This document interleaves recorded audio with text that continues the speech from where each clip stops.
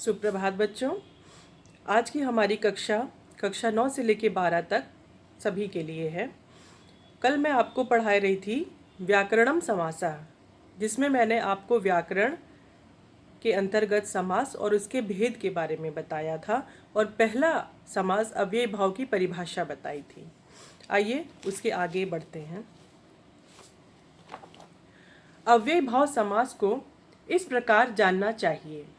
पहला, अस्य समासस्य प्रथम शब्दः अव्ययम्, द्वितीयश्च संज्ञा शब्दो भवति। इस समास का प्रथम शब्द अव्यय और द्वितीय संज्ञा शब्द होता है। दूसरा पॉइंट देखिए, अव्यय शब्दार्थस्य अर्थात पूर्व पदार्थस्य प्रधानता भवति, यानी अव्यय शब्द के अर्थ की अर्थात पूर्व पदार्थ की प्रधानता होती है। पॉइंट 3, समासस्य पदद्वयं मिलित्वा अव्ययम भवति, यानी समास के दो पद मिलकर अव्यय होता है। चौथा, अव्यय भाव समासः नपुंसक लिंगस्य एकवचनम भवति, मतलब अव्यय भाव समास नपुंसक लिंग के एक वचन में होता है। ध्यातव्यम, जानने योग्य बात है कि आ यथा विभक्ति समीप इत्यादिषु से तात्पर्य है। क्या तात्पर्य है? अब विभक्ति, समीप, समृद्धि, समृद्धि का नाश, अभाव, नाश, अनुचित, शब्द की अभिव्यक्ति, पश्चात, यथा, क्रमशः, एकदम, समानता, संपत्ति, संपूर्णता, अंत तक, इन 16 में वर्तमान अव्यय का सुबंत के साथ नित्य समास होता है। जो लिखित सामग्री मैं आपको भेजूंगी उसमें सब चीज़ें लिखी हुई हैं बच्चों। मैं बोल इसलिए रही हूँ ताकि आप इसका उच्चारण सही प्रकार से कर सकें। ठीक है, अब देखिए ये हमारा है नित्य समास। प्रायः जिस समास का विग्रह ना हो उसे नित्य समास कहते हैं, अथवा प्रायः जिसका अपने पदों से विग्रह नहीं होता, अर्थात जिन शब्दों का समास हुआ हो उन शब्दों के द्वारा जिसका विग्रह ना हो वह नित्य समास होता है। ठीक है, मतलब जिस समास का विग्रह ना हो वो नित्य समास होता है।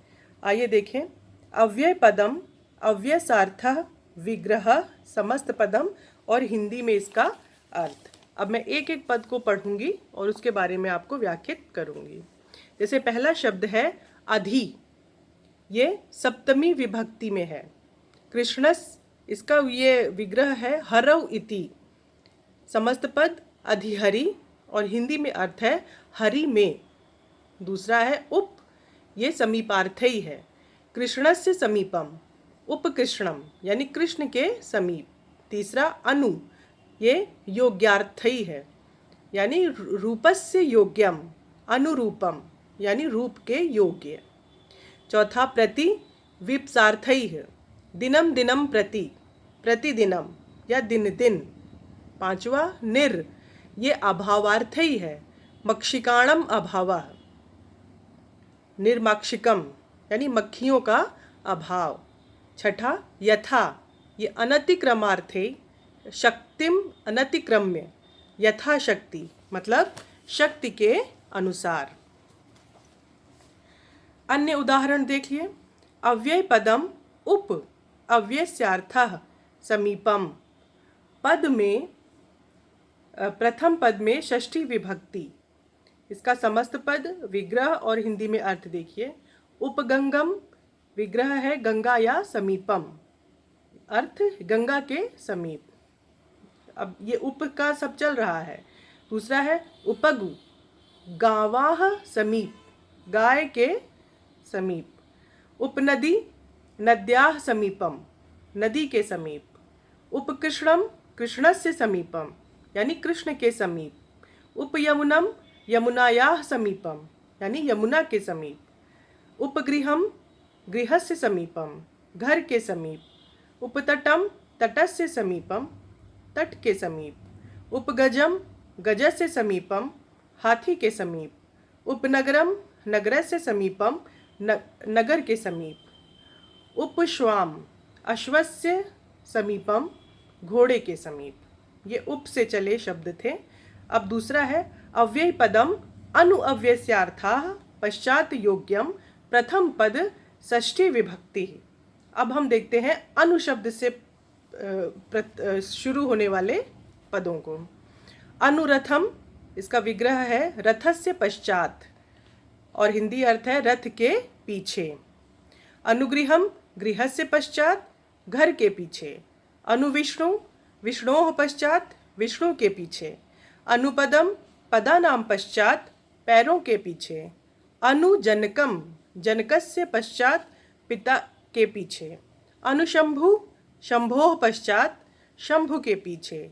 अनुलतम, लतायाः पश्चात, लता के पीछे। अनुगुणम, गुणानाम योग्यम, गुणों के योग्य। अनुकूलम, कूलम कूलम यानी किनारे किनारे।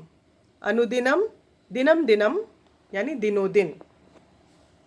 अब अव्यय पद पदम प्रति अव्यस्यार्थाः वीप्सा अर्थे यानी उत्तर पद के को दो बार प्रथम पद में द्वितीया और सप्तमी विभक्ति। देखिए इसका समस्त पद, विग्रह और हिंदी में अर्थ। प्रति के शब्द चलेंगे। प्रत्येकम, एकम एकम यानी एक एक। प्रतिपादम, विग्रह इसका है पादम पदम माने पाद पाद। प्रतिमासम, मासम मासे, इसका हिंदी अर्थ है मास मास यानी महीना महीना। प्रत्यर्थम, अर्थम अर्थम, इसका हिंदी अर्थ हुआ अर्थ अर्थ।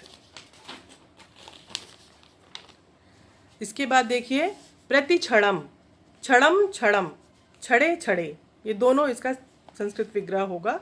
हिंदी अर्थ है क्षण क्षण। प्रतिगृहम, गृहम गृहम या गृहे गृहे, इसका हिंदी अर्थ है घर घर। प्रतिस्थानम, संस्कृत विग्रह है स्थानम स्थानम या तो स्थाने स्थाने, और इसका हिंदी अर्थ है स्थान स्थान। तो इस प्रकार हमने बच्चों आज अव्यय भाव से संबंधित समस्त प्रारंभ होने वाले शब्दों के बारे में जाना, जैसे उप से, अनु से, प्रति से। ठीक है, तो इस प्रकार इतना आज आप लोग कक्षा में पढ़ाया गया, जिसको आप लोग ध्यानपूर्वक पढ़िएगा। लिखित सामग्री जो मैं प्रेषित कर रही हूँ उसको ध्यानपूर्वक लिखिएगा, और कहीं कोई भी शंका होने पर मुझसे तत्काल पूछिए। धन्यवाद।